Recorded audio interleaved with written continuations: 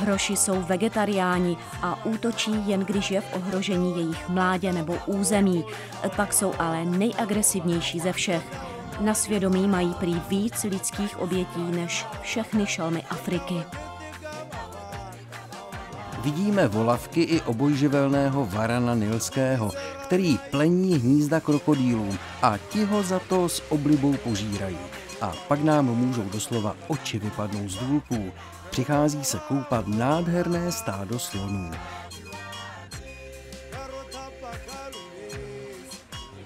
Vidět je v přírodě je úplně něco jiného než za mříží. Holky fotí, jako by to bylo naposled, a Jirka nejdřív ani nedutá, pak ale kvůli těmhle chobotnatcům opět přemůže svou nechuť ke kameře. Teď už věřím, že tu je opravdu nejvíce slonů na světě.